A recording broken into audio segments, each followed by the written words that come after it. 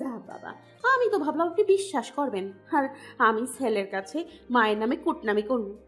যাই হোক, আপনার আম্মা জানে করে নাই, গরম তেলে মাছ দেওয়ানোর সময় সিটকা লাগাইছে। নরিজের চল শক্ত হয়। আমার সুরিলাকে পছন্দ করে না, তার মানে এই না তিনি ওর উপর শারীরিক নির্যাতন করবেন, হয়তোবা অপমানমূলক কথা শোনাবেন, হম্বিতম্বি দেখাবেন। তবে সুরেলার হেয়ালিপূর্ণ কথার মানে কি? খালাম্মা বলেছিল আমা নাকি সুরেলাকে দেখলে ইনিয়ে বিনিয়ে খোঁচাখুচি করে, তাই সুর দূরে দূরে থাকে, ঘর থেকে খুব একটা বেরোয় না। এভাবে চলে তো বউ শাশুড়ির মধ্যে সখ্যতা গড়ে উঠবে না। মা বউ দুজনকে সঙ্গে নিয়েই তো আগামী দিনগুলো অতিবাহিত করতে হবে, যে কোনো একজনকে নিয়ে তো রীত চলবে না। আম্মা সুর দুজনই সমান গুরুত্বপূর্ণ। খালাম্মা তো বলতো ঘরে খিল এঁটে শুয়ে বসে থাকি শুধু। সুরেলা মলিন হাসল। খালা শাশুড়ি বলেছেন উনি বিশ্বাস করে নিলেন, ভালো তো। থাকেই তো, রাতে ঘুমাইতে দেন না, তাই দিনে ঘুমাই পোষায়নি। ফিসফিসিয়ে বলে সুরেলা। নরিস তার মাথায় গাঁটটা মেরে বলে, খালাম্মাকে ডেকে আন, গিয়ে যা এক্ষুনি। সুরেলা বিরক্ত মুখে তাক মাথা ডলে। পাল্টা গাঁটটা সেও মারতে জানে, শুধু গুরুজন বলে ছাড় পেল।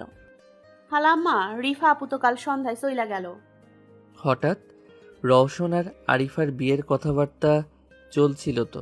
কি জানি, রিফা আপু মুখ চোপা, স্বাভাবিক মনে হইল না। কিছু মিছু হইছেই নাকি, আমারে তো আর কেউ কইব না। সুরেলা ফোঁস করে শ্বাস ফেলে বলে, জনাবের হাতে খুন্তি ধরিয়ে বলে। একটা মাছ পুড়লে খবর আছে। নরিজ খুন্তি হাতে হম্বতম্ব হয়ে দাঁড়িয়ে থাকে। সুরেলা তরকারি পিড়িতে বসে বটির সাহায্যে পেঁয়াজ কুচি করে। আদরে একমাত্র ছেলেকে রসির ঘরে খুন্তি হাতে করে মাছ নাড়াচাড়া করতে দেখে রেবেকা বানু থমকাই বেশ। সুরেলাকে উপেক্ষা করে ছেলের হাত থেকে খুন্তি ছিনিয়ে নিয়ে বলে, আব্বা, আপনি কখন এলেন? রসোই ঘরেই বা কি করছেন? নরিজ কিছু বলবে, সুরেলা লাজুক হেসে আঁচলে মুখ লুকিয়ে মিনমিনে, অথচ শাশুড়িকে শুনিয়ে শুনিয়ে বলে, একটু আগেই এসছে, আমি একলা রান্না করছি তাই দেখে বলল দাও আমিও হেল্প করি। আমি মানা করছি, বিশ্বাস করেন আম্মাজান, আপনার পোলা শুনলে তো। নরিদ চোখ পাকায়, ইচড়ে পাকা মেয়ে। সুরেলা আরেকটু লাজুক হেসে শাশুড়ি গায়ে আগুন ধরিয়ে দিল। রেবেকা বানুর মুখটা দেখার মতো, যে ছেলে জীবনে গ্লাসে পানি ঢেলে খায়নি, রশির ঘর কেমন বলতে পারবে কিনা সন্দেহ। তা সেই আদরের ছেলে ফকিনি ঝিয়ের জন্য খুন্তি হাতে রান্না করছে, বইয়ের আঁচল ধরে ঘুরঘুর করছে সারা বাড়ি। রেবুরে তোর চাউল রসাতলে গেল। সে সুরেলার দিকে তাকিয়ে ফুঁসে ওঠে মনি মন। নিশ্চয়ই কালো জাদু করেছে তার ছেলেকে, তিনি দেখে নেবেন ফকিনি ঝিকে। মুখে মধুর হাসি ঝুলি ছেলের পিঠে হাত বুলিয়ে বলে, খেয়েছেন কিছু আব্বা? চা বানাবো আপনার জন্য? না আম্মা, একেবারে সাহরি খাবো। নরিজ স্বাভাবিকভাবেই পৌতে উত্তরে বলে। রেবেকা বানু হেসে বলেন, আচ্ছা আব্বা, তাহলে ঘরে গিয়ে বিশ্রাম নিন। রান্না হয়ে এলে আমি ডাক দিব।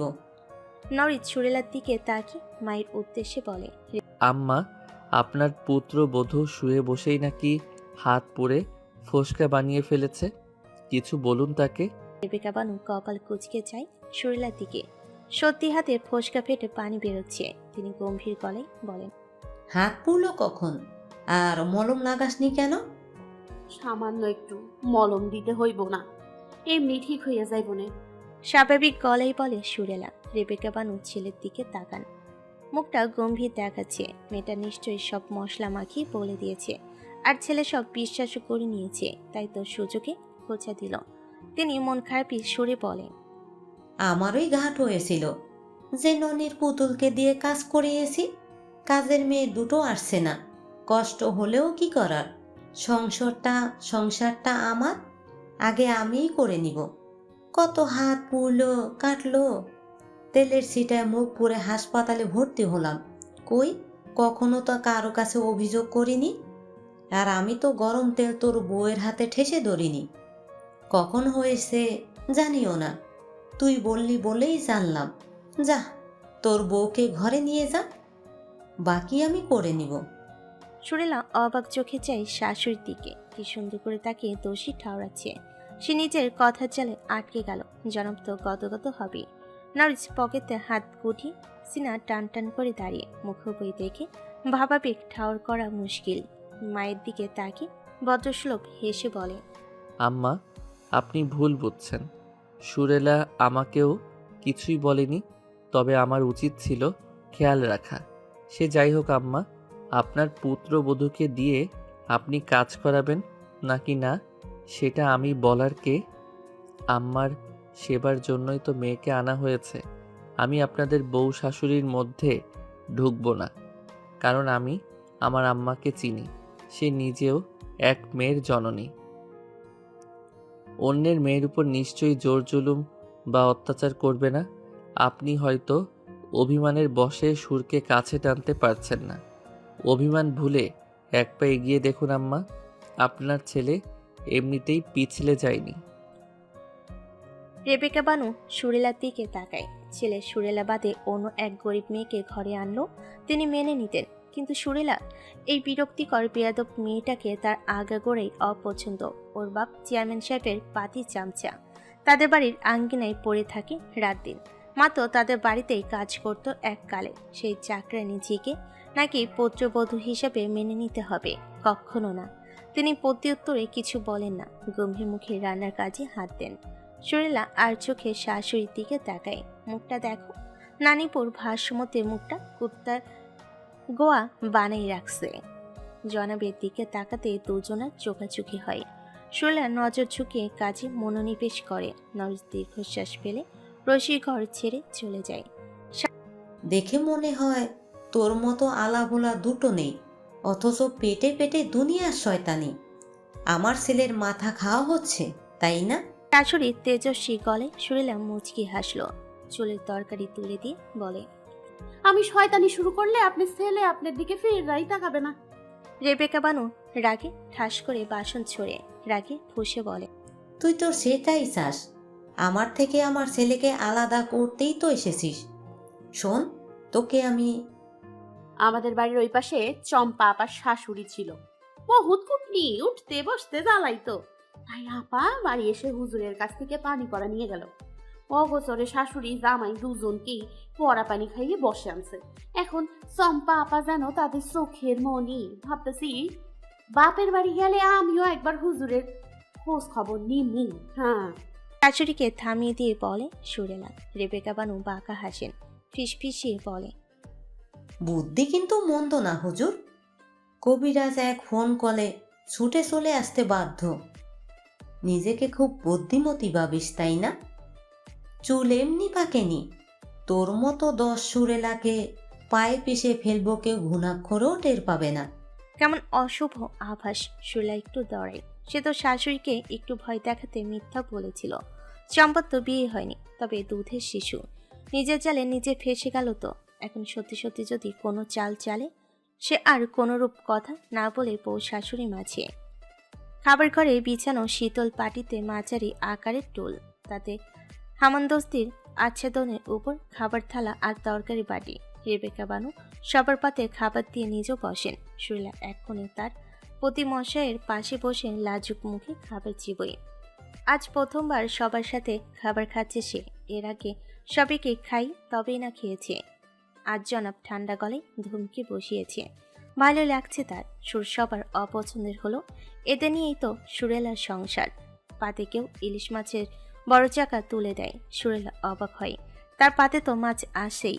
সে ফিরিয়ে দিতে নিবে, ভরট গলায় আদেশ বাণী শোনা যায়, চুপচাপ খাও। সুরেলা আর সাহস হয় না ফিরিয়ে দেওয়ার। পুলকিত মনে খেয়ে যায় চপর চপর শব্দ করে। আর চোখে লাট সাহেবের দিকে তাকাতে ভোলে না। নোমান মাহবুব খাওয়ার মাঝে সধর্মিনীর উদ্দেশ্যে বলেন, রাহেলা আপা হুট করে চলে গেল কেন? যাওয়ার আগে ঠিকঠাক কথা বললো না, কেমন যেন মলিন মুখে চলে গেল। রমজান আসেই আস, তাই ভেবেছিলাম আজ সরাসরি কথা বলবো, কিন্তু রেবেকা বানু স্বামীর পাশে বসা ভাতিজার দিকে তাকায়। রওশনও চেয়েছিল, বিদায় চোখাচোখি হয়। রওশন নজর থামিয়ে খাওয়াই মনোযোগী হয়। মুখটাই বিরক্তির রেশ ফুটে উঠেছে। রেবেকা বানু বলেন, রিফা যাওয়ার জন্য উতলা হয়ে পড়েছিল। আপা স্পষ্ট করে তো কিছু বলেনি, তবে বললেন আরিফার নাকি প্রস্তাব মত নেই। সামিনা বেগম একটু নিরাশ হন। মেয়েটাকে তার ভারী পছন্দ হয়েছিল, কিন্তু কি আর করার, সবারই নিজস্ব পছন্দ অপছন্দ আছে। রসন ভুরু কুচকালো, জল আত্মসম্মানবোধ আছে তার। রমজান মেয়ে একটু নার্ঝন, বাফিন মেয়ের মঙ্গল ঘট শূন্য, অথচ রাজবাড়ির প্রস্তাব নাকচ করে। তিনি তাচ্ছিলের স্বরে বলেন, বাপ তো আগেই মরেছে, থাকার মধ্যে ওই একতলা বাড়িতেই, তাও ওর ভাই আরিফের দখলে। আরিফ তো ফিরেও খুঁজছি দেয় না, তার আবার দেমাগ। ভালোই হয়েছে রিজ বাবা, তুমি কখনো ভালো প্রস্তাব পেলে কথা লাগাবে। যৌতুকের দরকার নাই, তবে বড় ঘরের মেয়ে হলে ভালো হয়, যেন কয়েকজন মানুষ বাড়ির উপর নিয়ে গেলে সম্মান থাকে। চাচা যান, সম্মান দালান বাড়ি দিয়ে আসে না। সম্মান মানুষের আচরণে প্রকাশ পায়। সামনাসামনি যে প্রশংসা সম্মান কুড়ায় তা অধিকাংশই মিথ্যা। শুদ্ধ করে বলতে গেলে তেল মারা। আপনি বরং ভালো মেয়ের খোঁজ করুন। ছেলেকে তো ঘর জামাই পাঠাচ্ছেন না যে বড় ঘর লাগবেই লাগবে। নওরিদ স্বাভাবিকভাবে বলে ওঠে। রমজান মিয়া ফিসেল হাসেন। ভাতিজার সাথে তর্কে জড়ান না। রওশন আধখোলা খাওয়া পাতে হাত ধুয়ে উঠে চলে যায় হনহনিয়ে। নওরিদ সূক্ষ্ম চোখে তার প্রস্থান দেখে। সাহরি খাওয়া শেষ সকলেরই। সুরেলা বেঁচে যাওয়া খাবার ফ্রিজে রেখে দেয়, এটা থালাবাতি ধুয়ে রেখে দেয়। আঁচলে হাত মুছতে মুছতে ঘরের দিকে রওনা হয়। কয়েক সিঁড়ি উঠতেই পা পিছলে মুখ থুবড়ে পড়ে সিঁড়ির উপর। হাতে পায়ে ব্যথা পেলেও তা সহনীয়, কিন্তু নাকে ব্যথা পায় জব্বর। ক্ষণপল গড়াতে ব্যথে চোখ অন্ধকার হয়ে আসে যেন। সুরেলা রেলিং ধরে উঠে বসে হাঁপাতে থাকে। আঙ্গুলের ডগায় আসা নাসা গহ্বর ছুঁয়ে দেয়। তাজা রক্ত আসছে। রক্ত দেখে মাথা ভন ভন করে ওঠে। সুরেলা ভাবনে পড়ে, কিভাবে পড়ল সে। একটু তড়িঘড়ি হাঁটছিল, তবে অসাবধানে তো নয়। সে কিছু সময় সেখানেই বসে নিজেকে ধাতস্থ করে। সার শরীর কেমন ঝিমঝিম করছে। সময় নিয়ে আস্তে ধরে উঠে দাঁড়ালো। উপরের দিকে চলে যাবে, হঠাৎ চোখ পড়ে শাশুড়ি মাথায় তেল ঘষতে ঘষতে নামাজের ঘরের দিকে হাঁটছেন। সুরলার কিঞ্চিত সন্দেহ হয়। নাক মুখ কুচকে কপাল ধরে সিঁড়িতে চোখ বোলায়। পায়ের আঙ্গুল দিয়ে পর করে ইয়া আল্লাহ, পিচ্ছিল হয়ে আছে, যেন কেউ তেল ফেলেছে সিঁড়িতে। সুরেলা শাশুড়ির প্রস্থানের দিকে অবাক চোখে তাকিয়ে থাকে। মনে পড়ে আজ সন্ধ্যায় ডেকে ঘর শাশুড়ি চলে যাওয়ার মিনিট 2 পরেই কেউ দরজা আটকে আলো নিভিয়ে দিয়েছিল। সে প্রায় ঘন্টার মতো ওই অন্ধকার কামরায় আটকে ছিল। পরে ভদ্রমহিলা এসে দরজা খুলে দিয়েছে। সুরেলা দুয়ে দুয়ে 4 মেলায়। এতটা ক্ষোভ, সে তো চুপ থাকবে না। জনাবকে তার মায়ের কীর্তি সমর্ক না জানালেই নয়। সে ধীর পায়ে হাঁটে। মাথা কেমন চক্কর দিয়ে উঠছে, চোখ কেমন ঝাপসা ঝাপসা হয়ে আসে। চেনা পরিচিত অবয়ে সুরেলা গা ছেড়ে দেয়। নওরিজ আগলে নেয় বুকের মাঝে। উদ্বিগ্ন স্বরে ডেকে যায় সমান তালে। জানতে চাই কিভাবে কি হলো। সুরেলা হুঁশ হারায়নি, সবই শুনতে পাই। হাঁ করে শ্বাস টেনে বলে, সিঁড়িতে পা পিছলে পড়ে গিয়েছি, আমার না। সাত সকালে চেয়ারম্যান বাড়িতে কাজের লোক মৈমুনা ও রহিমা এসে হাজির। রেবেকা বানু তাদের দেখে অবাক। ওদের না আরো কিছুদিন পরে আসতে বলেছিল। তিনি দাঁতে দাঁত চেপে বলেন, তোদের না 1 মাসের ছুটি দিয়েছি, এখানে কি করছিস? রহিমা বেগম কাচুমুচু মুখে বলে, আপনার সাওয়াল খবর পাঠাইছিল, আইজ না এলে নতুন কামের লোক নিব, তাই আইছি গিন্নিমা। রেবেকা বানু ফোঁস করেন। নিজের পেটের ছেলের উপরই রাগ হয়। বইয়ের জন্য দর্দ উতলে উতলে পড়ছে। আচ্ছা, কতদিন পরে সেও দেখবে। রাগে ফোঁস করতে করতে বারান্দায় বসে তসবি টিপেন। বিড়বিড় করে দোয়া দৌড় পড়েন। হঠাৎ অন্তর্মহলে দরজা ধারাম করে খুলে যায়। তৈত ঘাড় ঘুরিয়ে যায় রেবেকা বানু। কপালে সূক্ষ্ম ভাঁজ পড়ে। এই 7 সকালে আবার কে এলো? রঞ্জন শব্দে কৌতূহল জন্মে বেশ। এক 5 কি 6 বছরের বাচ্চা মেয়ে প্রবেশ করে খান বাড়িতে। পরনে নানান রঙের মিশেলের ঘাগরা, দুহাতে দুপাশে উঁচু করে ধরে মিষ্টি হেসে এগিয়ে আসে। রেবেকা বানু অবাক চোখে চেয়ে রয়। কি মিষ্টি দেখতে, তার চোখ যেন জুড়িয়ে গেল। টানা টানা চোখ, সুচালু নাক, ফুলো গাল ও লাল টুকটুকে ওষ্ঠাধর। কাজ সমান চুলগুলো হাঁটার দরুন দুলছে। স্বীকার করতে বাধ্য, বাচ্চা মেয়েটার রূপের কমতি নেই। তবে তার খটকা লাগলো মেয়েটার মাঝে তাদের রূপসার ঝলক খুঁজে পাওয়া যায় ক্ষীণকায়। তিনি খেয়াল করেন বাচ্চা মেয়েটার পেছনে আরও এক রমণী। আট পরে শাড়ির আঁচলে মাথায় ঘোমটা টেনে দামিনী নামক রমণী প্রবেশ করে। অধর কোণে রহস্যময়ী হাসি। রেবেকা বানুর মুখটা নিমিষে শক্ত হয়ে আসে। এই বাজারে মেয়ে তার বাড়িতে কি করছে? কেমন আছো গিন্নিমা? আমাকে চিনতে পেরেছো? তোমাদের মিনি গো, মিনি। বিয়া দিছস নাকি যমুনায় ভাসাই দিছস? একবার খোঁজ নেস তোরা, হ্যাঁ? কতবার ফোন দেই, ধরস না কেউ। কাইটটা ফোন দাও, কাইটটা ফোন বন্ধ করে দাও। এতই পয়সা গেছি আমি। মেয়ের কন্দনরত গলায় শান্তি বেগম বারান্দায় বসা ছেলের দিকে তাকান। ফোন উচ্চস্বরে দাওই সবই শুনতে পাচ্ছে, কিন্তু ছেলে যে নির্বিকার। তিনি হেসে বলেন, কি কস আল্লাহ, ফোনে সমস্যা হয়েছে? গ্যাদারও মেলা জ্বর, কমার নামই নিতাছে না। শুনলাম ঢাকা থেন আসু। সুরেলা ফুপিয়ে বলে, তোর ছলে কয় নাই, পরশুদিন আইছি। ভাইয়ের শরীর কেমন? ভালোই, সকালে আর জ্বর আইছে নাই, ডাক্তার কইছে স্যালাইন দিতে। তোর ভাই শুনলো তো কইলেই জইলা ওঠে। আসলে হাত টানাটানি চলতেছে, তাই কিছু কমন যায় না, তেইটটা ওঠে। ডাক দোলাই না দেই, এলাকায় ডাক্স বাজাইয়া ক যে সিনান সাহেলের হাতে টানাটানি চলছে। তোর জ্বালায় মন চায় বিষ খায় মরি। যত সব নেকামো। মা বোনের আলাপনে বাপা ঢুকি ঠেকিয়ে ওঠে স্নান। রাগে গজগজ করতে করতে বেরিয়ে যায় আঙ্গিনা থেকে। শান্তি বেগম হা হুতাশ করে বলে, এই সলরে পেটে নিয়া কি খাইছিলাম আল্লাহ জানে। কথায় কথায় সেইটা ওঠে। সুর আছোস?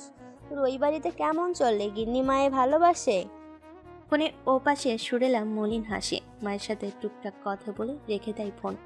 নাক টেনে সম্মুখে মোড়ে বসা জনাবের পানে চেয়ে খ্যাক করে বলে ওঠে, শব্দ শান্তি।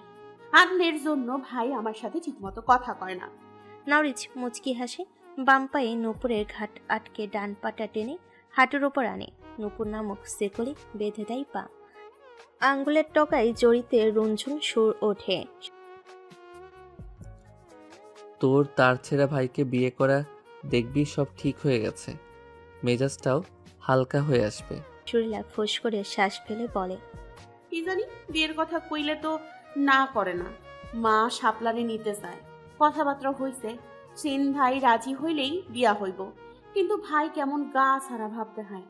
নরিচ সূক্ষ্ম চোখে চাই সুরেলার দিকে। শালাবাবু তো গভীর জলের হাঙ্গর, কবে যে বুড়ো আঙ্গুল দেখিয়ে প্রতিশোধ নিবে আল্লাহ মালুম।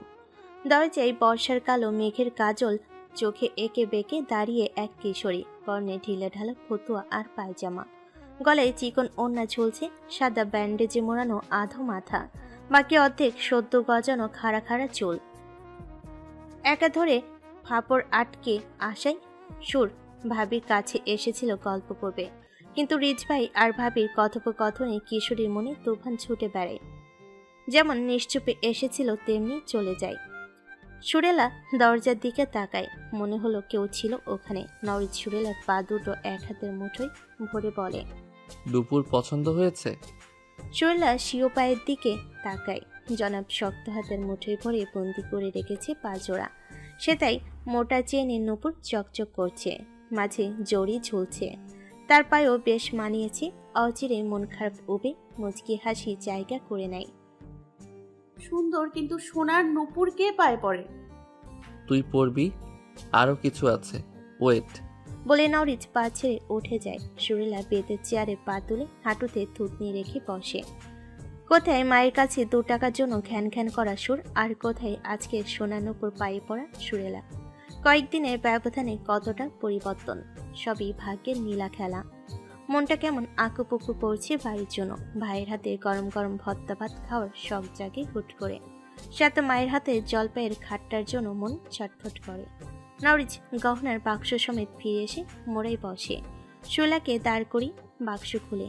শোলা ছোট্ট চোখে যায়। নরিচ একটা চিকন বিছার বের করে শোলার কোমরে বেঁধে দেয়। বিয়ের সময় যেটা দিয়েছিলাম ওটা ভারী কারুকাজে খচিত, এটা সাধারণ, সব সময় ব্যবহার করবি। শোলা অবাক চোখে যায়। নরিচ কোমরের সজরে চিমটি কেটে ভরাট ছুঁড়ে বলে, ডার্লিং, অবাক হওয়ার কিছুই নেই।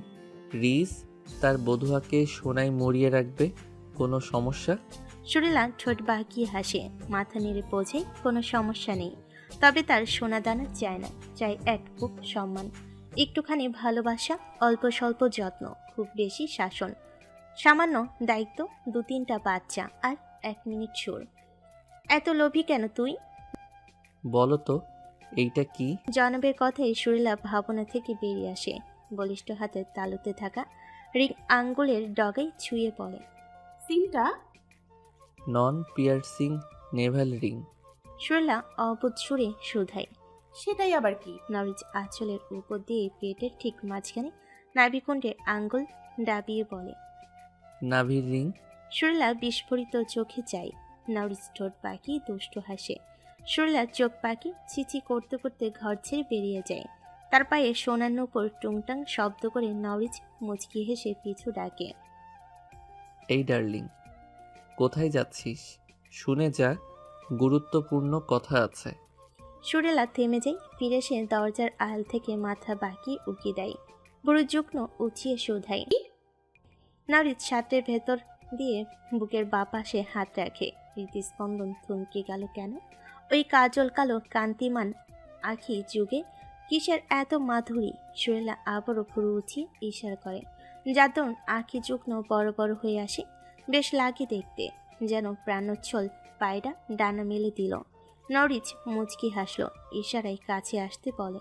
সুরেলা চোখ পাকিয়ে যায়। লোকটার হাবভাব লুচ্চামিতে ভরপুর। নরিজ আবারও ইশারা করে। সুরেলা না বোধক মাথা নেড়ে বলে। নিশ্চয় লুচু লুচু কথা বলার জন্য ডাকছেন। আস্তাগফিরুল্লাহ, রোজার দিন চলছে, ভালো ভালো কথা বলবো।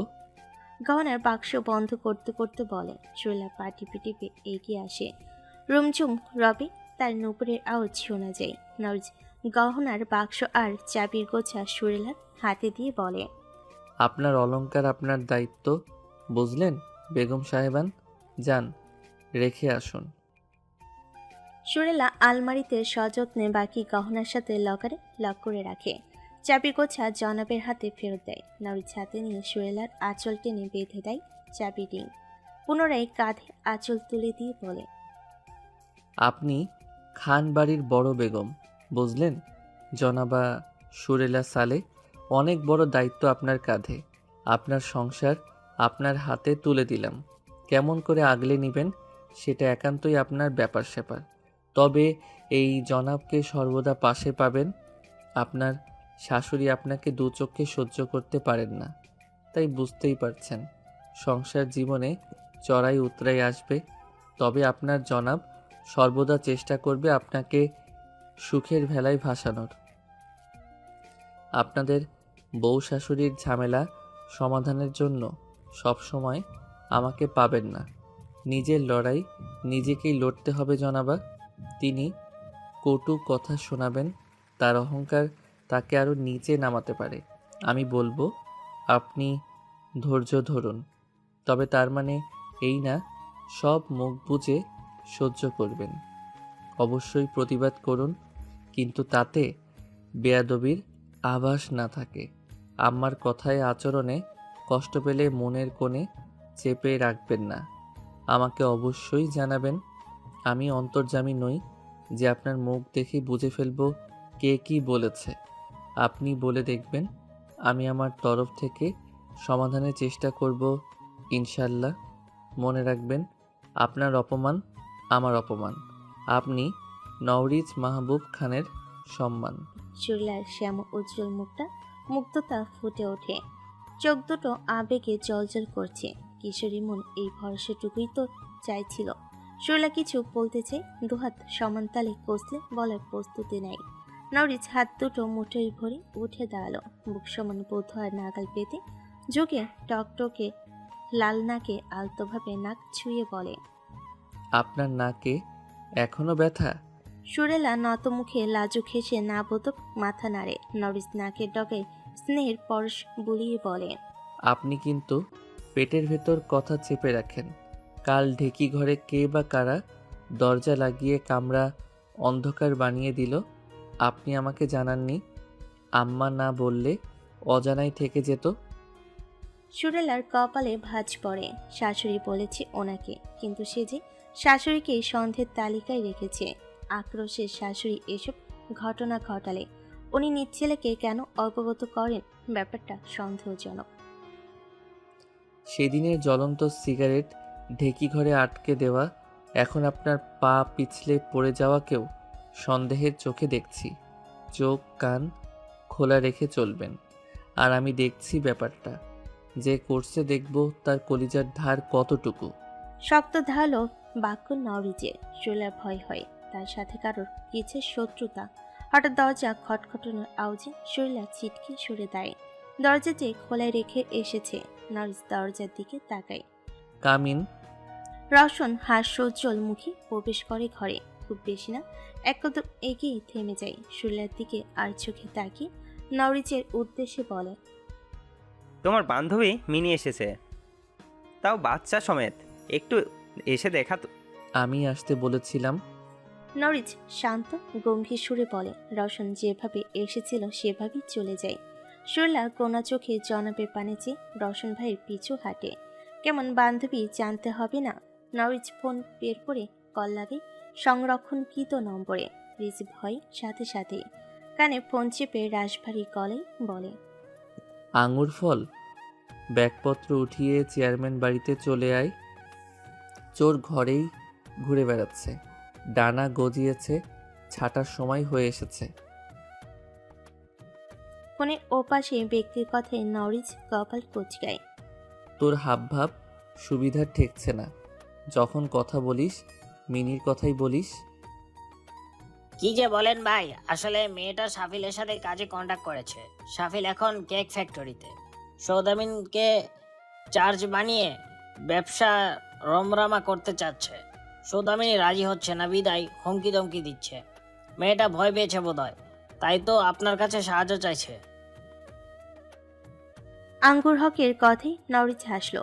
ভরাট গলায় হুমকি দেয়, আচ্ছা আয় তবে। শোন, ভরসা করে বাড়িতে তুলছি, এদিক সেদিক হবে তো কল্লা কেটে ঝুলিয়ে রাখবো। আঙ্গুর হক শুকনো ঢোক গিলে ফোন কাটে। নরিজ ফোন পকেটে পড়ে হাতঘড়ি বাঁধতে বাঁধতে নিচে অন্দরমহলের বারান্দায় নেমে আসে। সূক্ষ্ম চাহনি সবার আগেই বধুয়াতে নিবদ্ধ হয়। জল শক্ত হয়ে আসে নিমিষে। রওশনের পাশে দাঁড়িয়েছে কেন? সবার মধ্যমণি দামিনী আত্মার মেয়ে শোভা। বাচ্চা মেয়েটা সবার দিকে হা করে তাকিয়ে আছে। এ বাড়িতে তো অনেক মানুষ থাকে, বিনোদাতের বাড়ির থেকেও বেশি মানুষ। দামিনী মেয়ের হাত চেপে বাড়ির বারান্দায় বসে আছে নির্বিকার চিত্রে। আরে আরে বাড়ির কর্তার দিকে তাকিয়ে বাঁকা হাসতে ভুলে না। সামিনা বেগমের মুখ চোপা থমথমে নিষ্পলক চাহনি বাচ্চা মেয়েটার মুখ হবে। এ যেন সেই ছোট্ট রূপসার এক ঝলক। কিভাবে সম্ভব? তিনি সজল চোখে স্বামী নামক লোকটার দিকে তাকান। তার ধারণা কিঞ্চিত পরিমাণও সত্য হলে নিকুচি করেছে স্বামী সংসার। মেয়েকে নিয়ে চেয়ারম্যান বাড়ি ছাড়তে 1 সেকেন্ডও সময় ব্যয় করবেন না। রমজান মিয়া বিরক্ত মুখে দাঁড়িয়ে পারে না দামিনীকে ঘাড় ধাক্কা দিয়ে বের করে দিতে। সে বড় ভাবির দিকে তাকিয়ে বলে, ভাবি, এই নষ্টা মেয়েকে ঘাড় ধাক্কা দিয়ে বের করছেন না কেন বলুন তো? গ্রামের লোক জানলে কথা হবে। রেবেকা বানু নিজেও বিরক্ত। মিনিকে তার সুর থেকেই পছন্দ না। একে তো হিন্দু, তারপর রিজ রিজ বলে সকাল বিকেল সন্ধ্যা যে কোনো সময় ভূতের মতো উদয় হয়ে যেত। তিনি বিরক্ত মুখে বলে, আমি তো বের করে দিতেই চাইলাম, রিজের আব্বা আটকালো যে। তাকেই জিজ্ঞাসা করো। নোমান মাহবুব এখনো অবাক চিত্রে ক্ষণে ক্ষণে সুভার দিকে তাকাচ্ছে। এই পিচ্ছি মিনির মেয়ে। তাহলে রমজানের কথাই ঠিক। তিনি রমজানের দিকে তাকান। রমজান মিয়া বিরক্ত হয়ে বলে, ভাইজান, ওকে বসিয়ে রাখার কারণ পুরো বাড়ির নাপাক করার ধান্দা। ওকে তো ন্যাড়া বানিয়ে মুখের চুনকালি ঘষে জুতার মালা পরিয়ে পুরো সুরজপুর চক্কর দেওয়ানো উচিত। ছোট্ট সুভা ফ্যাল ফ্যাল করে চাই রমজান মিয়ার দিকে। দামিনী মেয়ের গাল ধরে মুখ ঘুরিয়ে নেয়। মেয়ের কানে হাত রেখে ঠোঁট বাঁকিয়ে হেসে বলে, পুরুষ নিজ পায়ে হেঁটে নিজ পকেট খালি করে নষ্টপল্লীতে যাবে নারীর স্বাদ নিতে, তবুও সমাজ নারীকেই দুষিয়ে যাবে। প্রথম দুষবে ঘরের বউকে, কেমন বউ যে পুরুষকে ধরে রাখতে জানে না। দ্বিতীয় সেই পতিতাকে যে পেটের দায়ে নিজেকে বিকিয়ে দিচ্ছে, অথচ পুরুষ সাধু। রমজান মিয়া চড়া কিছু বলতে উদ্যত হবে। নোমান মাহবুব থামিয়ে দেয়।